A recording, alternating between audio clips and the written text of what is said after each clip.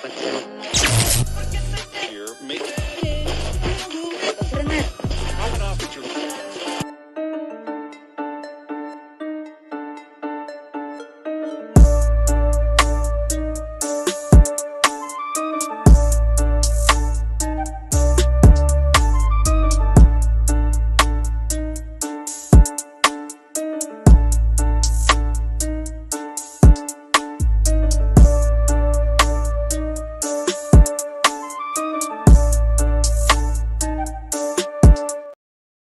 Oh, yeah. What's up, baby? Welcome to another weekly episode of the Throwdown. May the 4th be with you, my friend. What's up, JT? May the 4th be with you, and I am hoping there's no Revenge of the Jedi tonight because I am coming for not my first, not my second, but my third W in a row this week on the Weekly Throwdown. The Empire will not strike back on this one, my friend. All right. We're going to take this one all the way. As everybody knows, it's the Weekly Throwdown. Me and the homie JT go at it head to head in a battle style clash to determine the weekly champions. You know, that's just exactly what we do. So, without further ado, it's time for the Throwdown, right? Let's throw it down.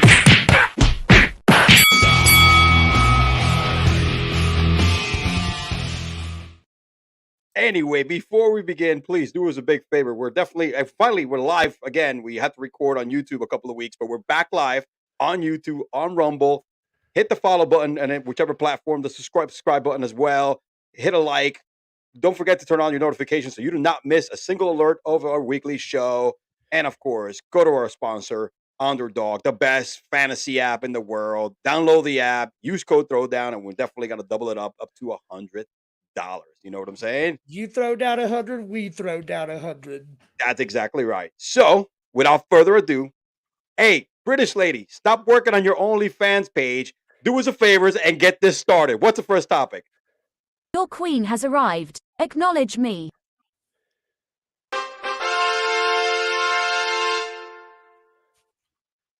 Future champions of America, the Miami Heat, find themselves deadlocked with that trashy franchise, the New York Knicks.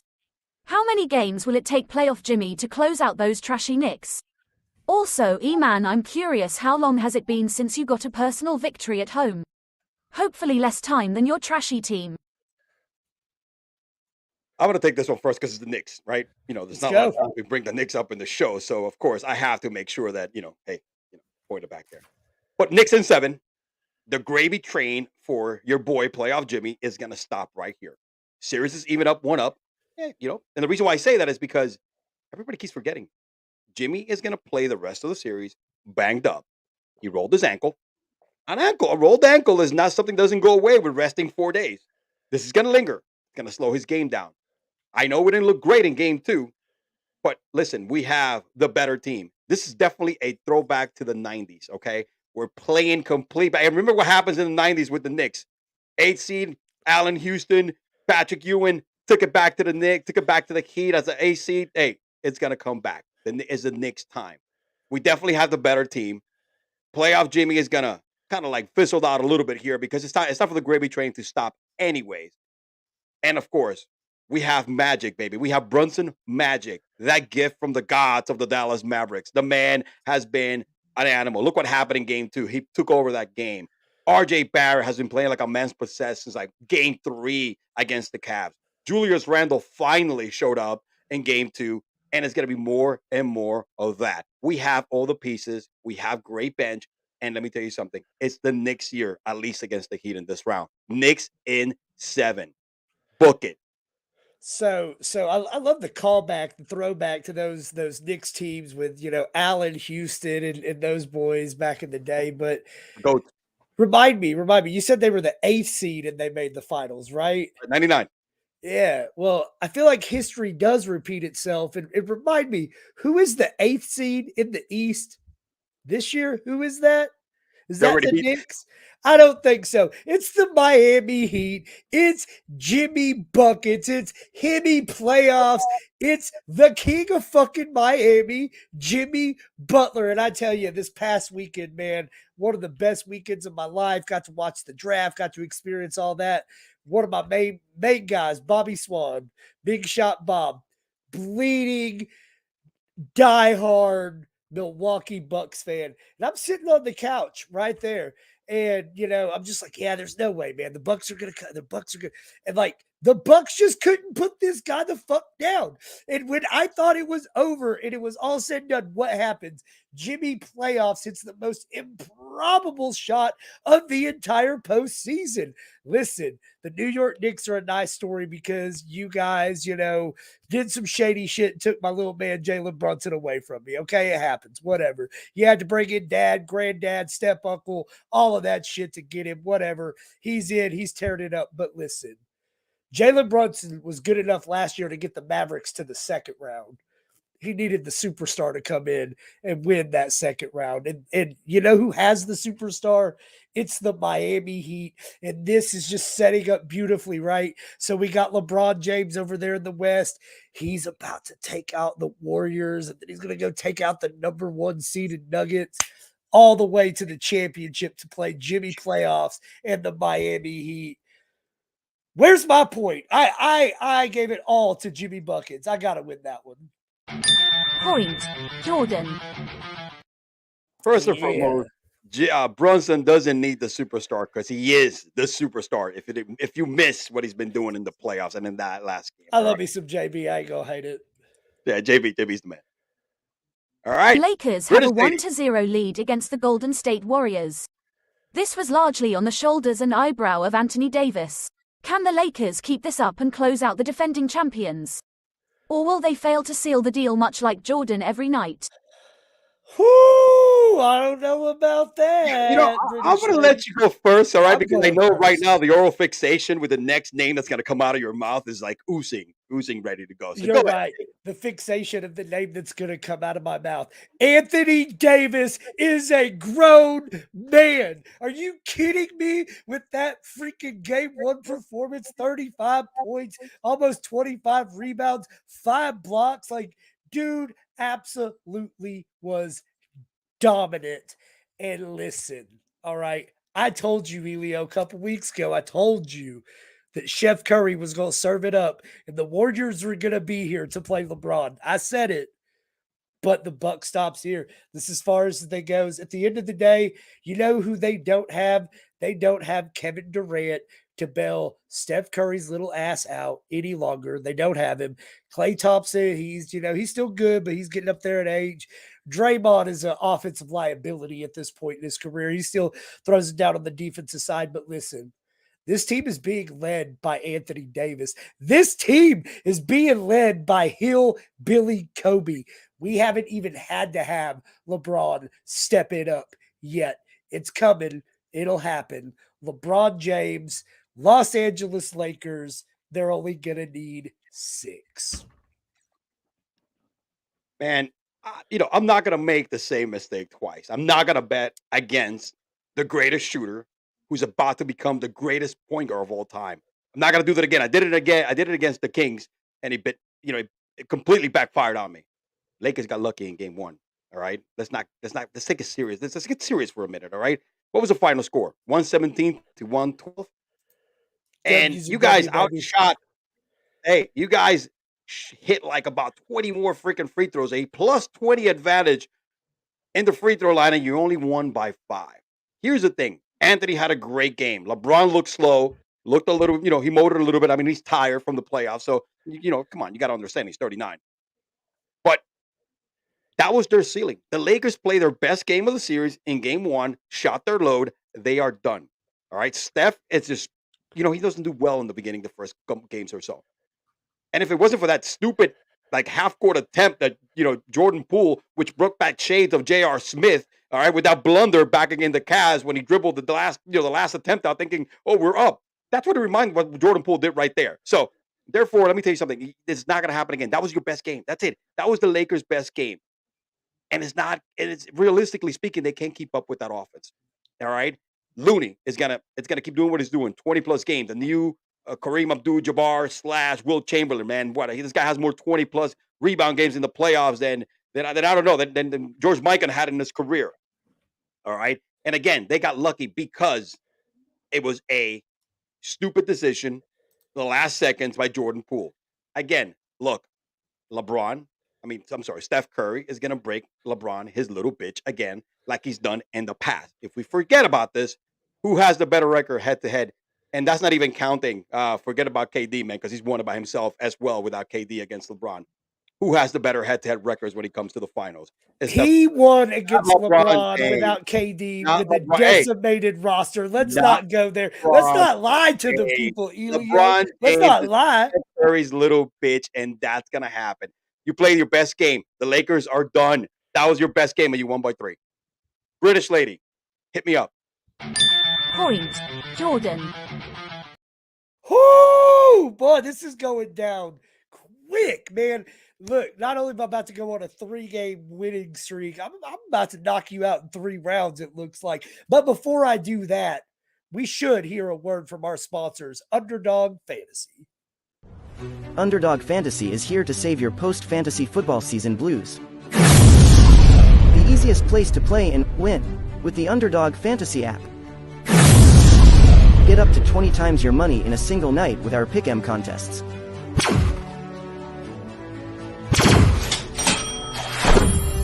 Grab some insurance when setting your picks and win even when one pick fails.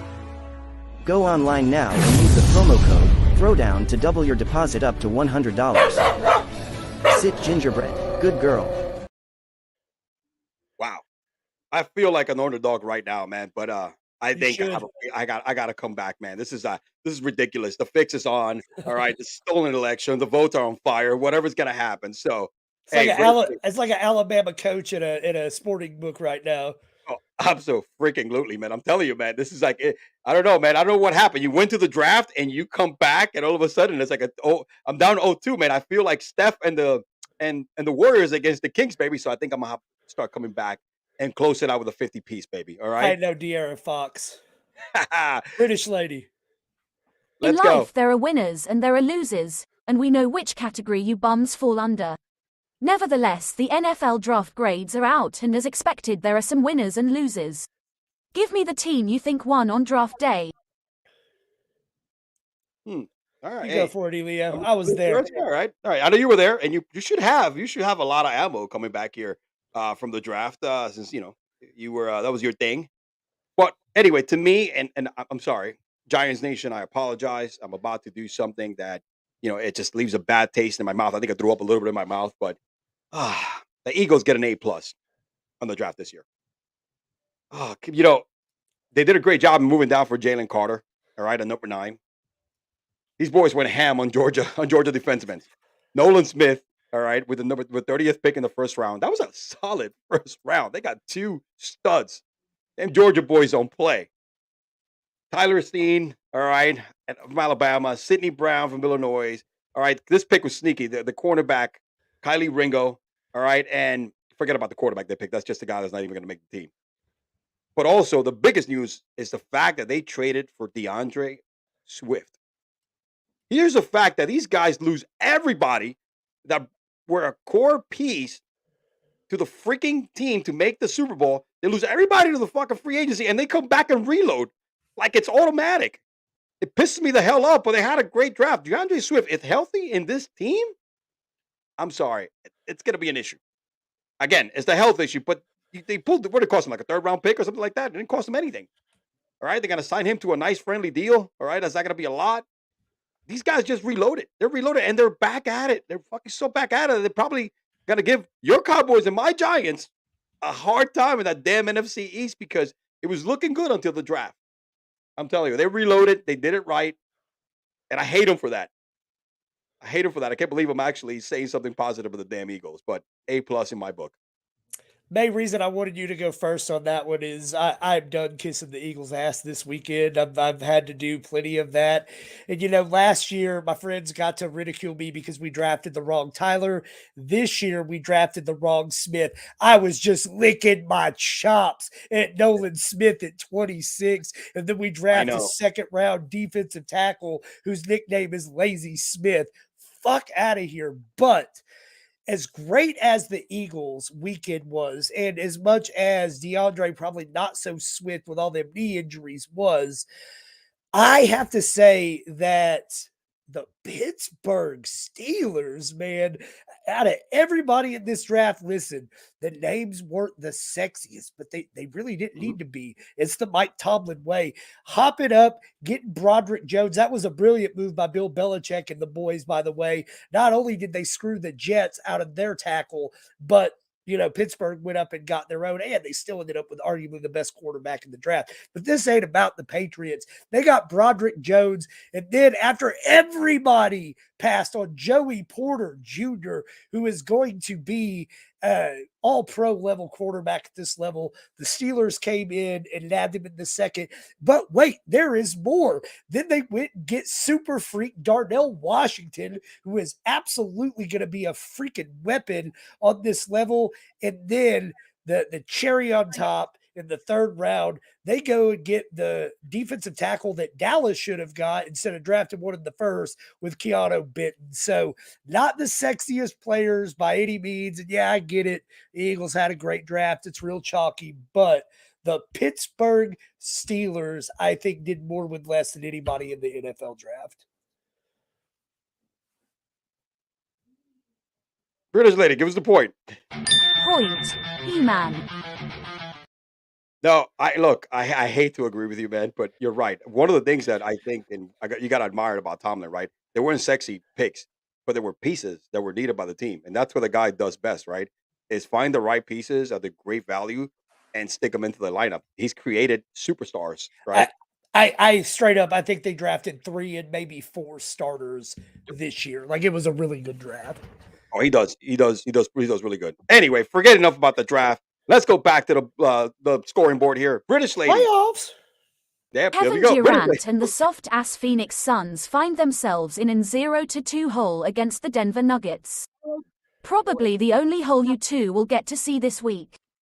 What does this do to KD's legacy, and do the Suns have any chance to come back?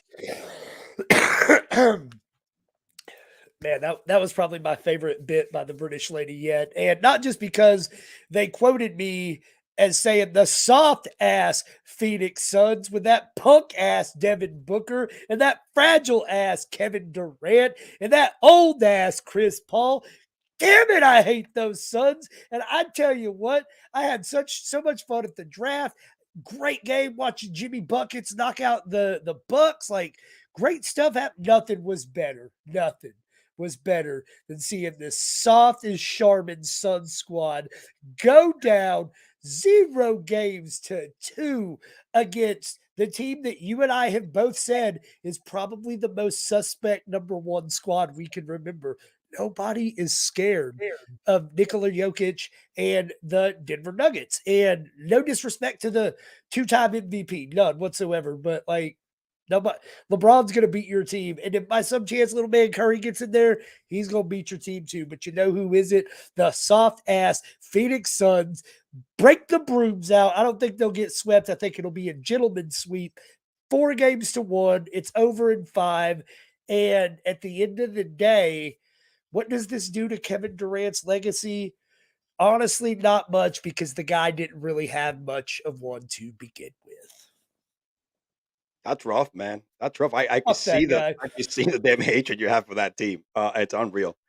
It's unreal. Well, but look, I think the Suns should make the adjustments to make this a series. All right, they have to. They should make the adjustments to take down the cream puff marshmallow man and Nikola Jokic, and of course, Mr. Softy Denver Nuggets. Okay. KD will get it going just like Steph did against the Kings and make this a series and turn the whole series back around. Durant has to, because honestly, jokes aside, he does have a legacy. He is one of the most prolific scorers, right? Got to give him credit with the chips, because he played really great when he went to Golden State, and they slapped your team around like it was. That ain't my team. That's my player, not my team. It doesn't matter. Your team, your player, same shit. Tomatoes, right? Anyway, so Kevin Durant is not going to let himself. He's one of the most sensitive players in the history of the NBA. And if he loses like this, because he's already, the whole train is already moving towards you can't win without Steph.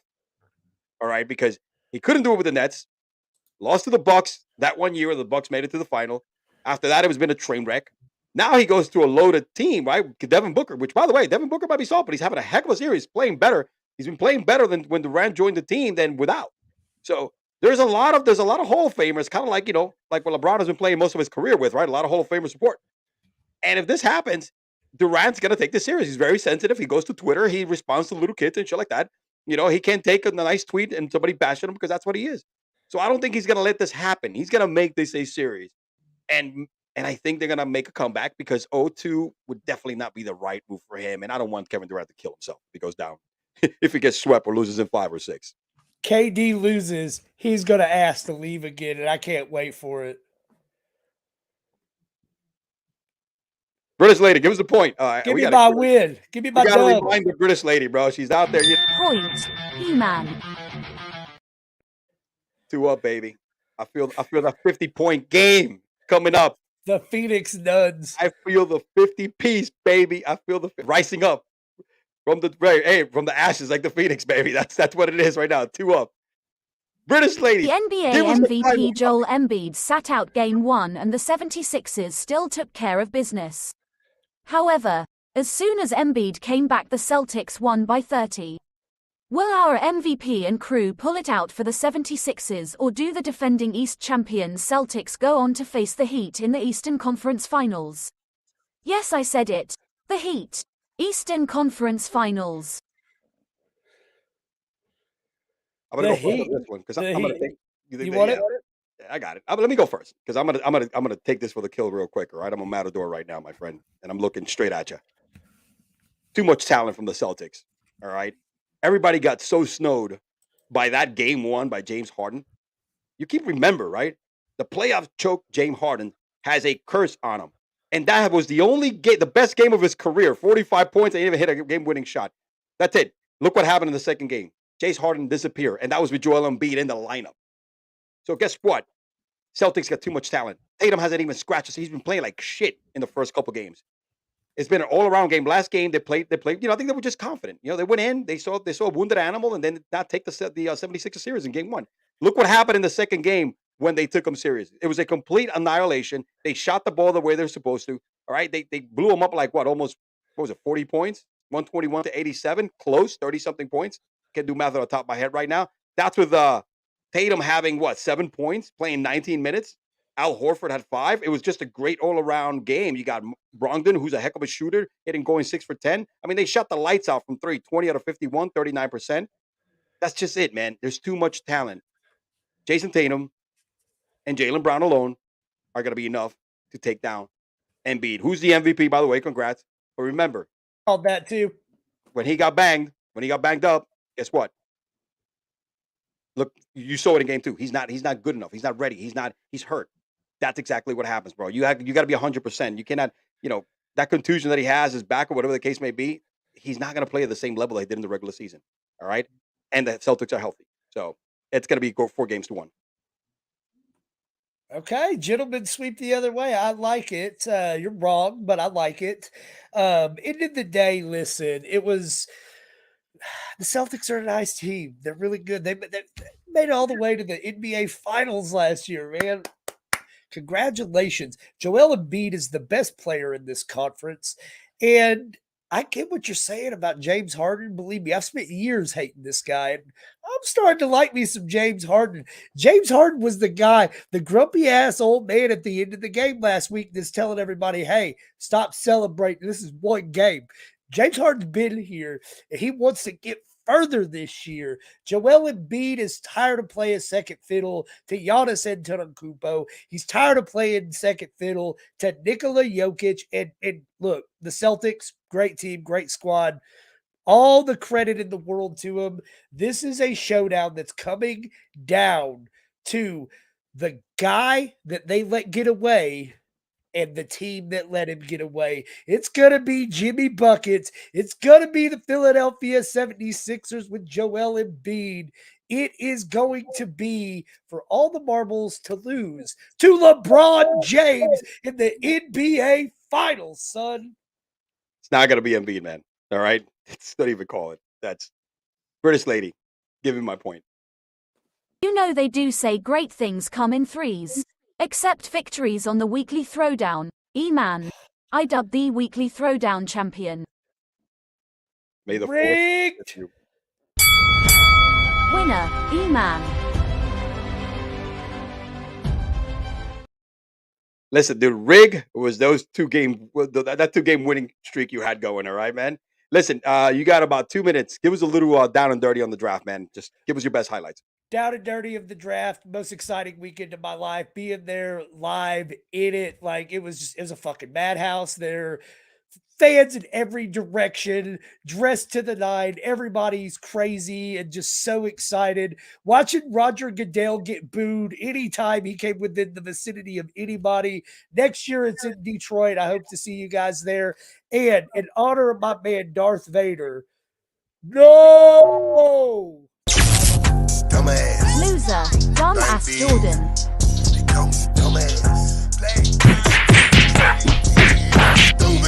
You got knocked the fuck The out. universe is back in order, man. Your boy's back in the winning column. All right. And now it's time for my final take. Okay, the Bills.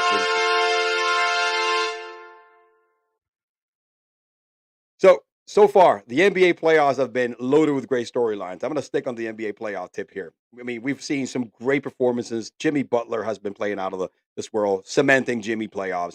Stephen Curry performing at elite level at the age 35. Look what he did, bringing back the Warriors 0-2, 50-point game in Game 7 just to completely take the Kings out to the pasture and shoot them. LeBron James is in the hunt for his 5th ring, chasing the GOAT Michael Jordan. Never going to catch him. But you can't ask for anything more. We got upsets like the Heat taking the number 1 seed. All right. Steph, legendary game. Even choke job James Harden had himself a career playoff game in Game 1, upsetting the Lakers with 45 points and hitting a game-winning shot, carrying the Sixers without Joel Embiid in that one game. That's pretty much how far that series is going to go because then the C's are going to run the table.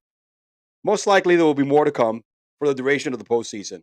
Again, the world is back on his axis because your boy has snapped his 2-game winning streak, returning to the throne and taking this title back down. Do me a favor, everybody. One more time, go ahead, hit the subscribe button, hit the like button on this video, turn on your notifications so you don't miss a single moment. Go to Underdog, download the app, use our code Throwdown, and we're going to throw down another $100. We're going to match your deposit up to $100. I appreciate everybody for watching tonight. We're back live. And again, we'll see you next week on behalf of the Fantasy Sports Corporation channel. Your boy EMAN from The Average Joe. On behalf of my co-host Jordan Thomas from True Serum Football and Fantasy Sports Corporation, we will see you next week. Your boy EMAN signing out. Peace.